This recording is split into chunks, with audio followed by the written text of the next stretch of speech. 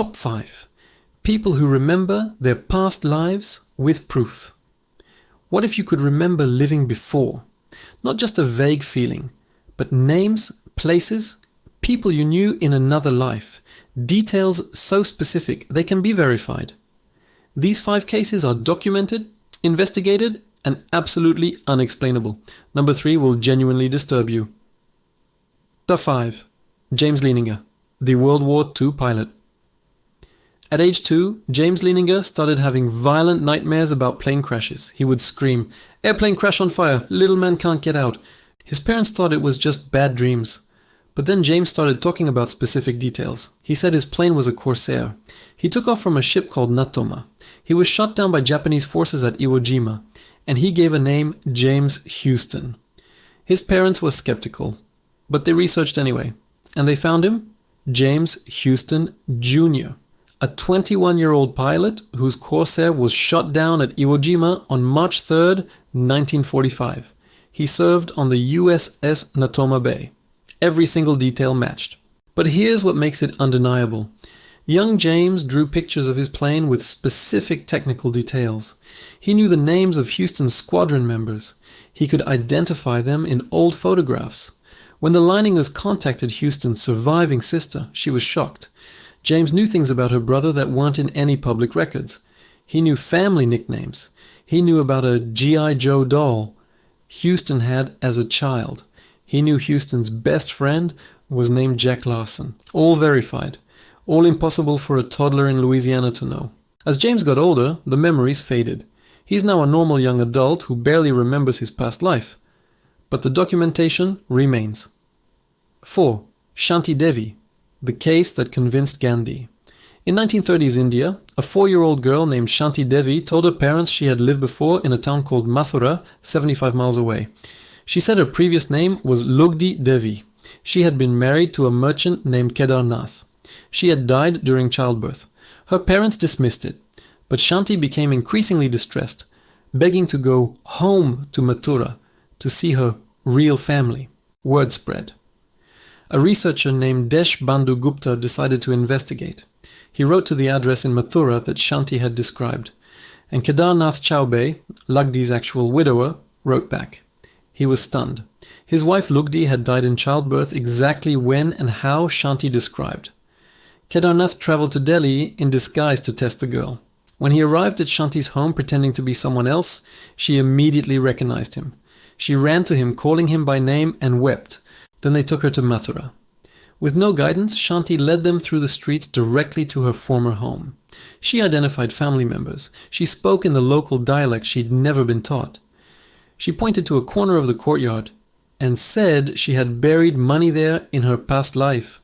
They dug and found 150 rupees exactly where she indicated. Mahatma Gandhi heard about the case and commissioned an official investigation. A committee of prominent citizens and scholars accompanied Shanti to Mathura. Their report concluded, "The facts of the case are inexplicable by normal means. Shanti Devi lived until 1987. She never married, saying she was already married in her soul to Kedarnath. She remembered her past life clearly until her death." Number 3. Ryan Hammons, the Hollywood agent. This one is deeply unsettling because of the sheer volume of verified details. At age 4, Ryan Hammons from Oklahoma started having nightmares and talking about going home to Hollywood. He told his mother Cindy that he used to be someone else. He talked about dancing on Broadway, working for an agency, and living in a house with a large swimming pool. Cindy thought he was just imaginative, but Ryan became obsessed. He would cry saying, "I just want to go home, my old home." One day Ryan was flipping through a book about Hollywood when he stopped at a photo from a 1932 movie. He pointed to an extra in the background, not the stars, a random man in the crowd, and said, "That's me." Cindy contacted Dr. Jim Tucker at the University of Virginia, who researches reincarnation cases. Tucker investigated. It took months to even identify the man in the photograph because he wasn't a credited actor. Finally, they found him. Marty Martin, a Hollywood agent and dancer who died in 1964. Ryan had given 55 specific details about his past life. Tucker verified 54 of them. Ryan said he had 5 marriages. Martin had 5 marriages. Ryan said he had 2 sisters. Martin had 2 sisters. Ryan said he lived at 825 North Roxbury Drive. That was Martin's actual address. Ryan described his old house in detail, including an oddly shaped swimming pool. When they found photographs of Martin's home, the pool matched exactly what Ryan had drawn. Here's the disturbing part. Ryan remembered dying.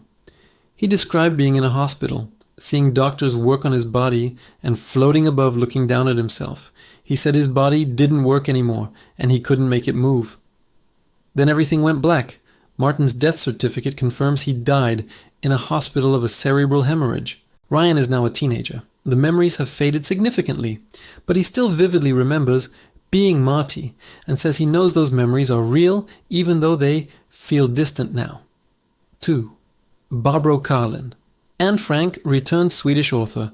Barbro Karlen insists she is Anne Frank reincarnated, and her story is disturbingly convincing. From age 3, Barbro had recurring nightmares about uniformed men breaking into her home and taking her family away. She told her parents about her other family and her real home in Amsterdam. She described hiding in an attic and writing in a diary. Her parents had never told her about Anne Frank or the Holocaust. They thought she had an active imagination. But Barbro became increasingly upset. She would draw pictures of herself in striped clothing behind barbed wire. She was terrified of men in uniforms. When she was 10, her parents took her on a trip to Amsterdam. Without any guidance or map, Barbro led them through the streets directly to 263 Prinsengracht, the Anne Frank house. She had never seen it before. Amsterdam wasn't even on their planned itinerary, but Barbro insisted they had to go there. When they arrived, she walked straight up to the building and said, "This is where I lived." Inside, she navigated the house perfectly, including knowing about the hidden entrance to the annex before seeing it. When she reached Anne's room, she broke down crying. She pointed to photographs of Anne's family and named them. She described events that happened in the annex that are documented in Anne's diary but weren't in the museum displays. Most compelling. Anne Frank died in March 1945. Barbro Karlen was born in May 1954, 9 years and 2 months later. Barbro has written extensively about her experiences. She's faced massive skepticism, but maintains that her memories of being Anne Frank are absolutely real. She says the memories became less vivid as she aged, but the core knowledge remains. She knows she was Anne Frank the way you know your own name. Fun, Cameron Macaulay, the boy from Barra. This case is number 1 because it's recent, thoroughly documented, and completely unexplainable. Cameron Macaulay was born in Glasgow, Scotland in 2000. From the moment he could talk, he told his mother Norma about his other mum and his old family on the island of Barra. He described a white house on a beach. He said his father was named Shane Robertson and had died in a car accident. He talked about his brothers and sisters. He drew pictures of the house and the black car his father drove. The problem? Cameron had never been to Barra. His family had no connection to Barra. They didn't know anyone named Robertson. Cameron became distressed. He cried constantly, saying he missed his Barra family and wanted to go home. Norma contacted psychologists. They suggested it was fantasy. But Cameron's descriptions were too specific and too consistent. He talked about the same details for years. Finally, when Cameron was 5, Norma contacted a documentary crew and they traveled to Barra together. Cameron had never seen photographs of the island, but when they arrived, he directed them to a specific location on the beach. He pointed to a white house and said, "That's it, that's my house." The house was abandoned. They searched property records. It had belonged to the Robertson family. Cameron walked through the house describing where furniture had been. He showed them his room. He led them to a specific rocky area where he said he used to play. Local elderly residents remembered the Robertson family. They confirmed a man had died in a car accident decades before Cameron was born. His name was Shane Robertson. But here's the eerie detail. Shane Robertson had died childless. Cameron wasn't describing a past life as Shane Robertson. He was describing being Shane Robertson's son, a son who was never born. Some researchers interpret this as Cameron experiencing a possible life that would have existed if Shane hadn't died. Others believe it's a genuine reincarnation into the wrong family somehow. Cameron is now in his early 20s. The memories have faded, but he still feels a deep connection to Bara and visits occasionally.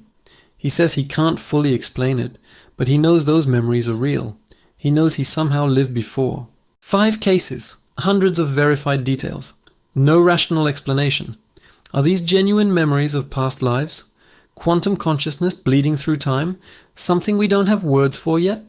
The researchers who investigated these cases, serious academics, not paranormal enthusiasts, all reached the same conclusion.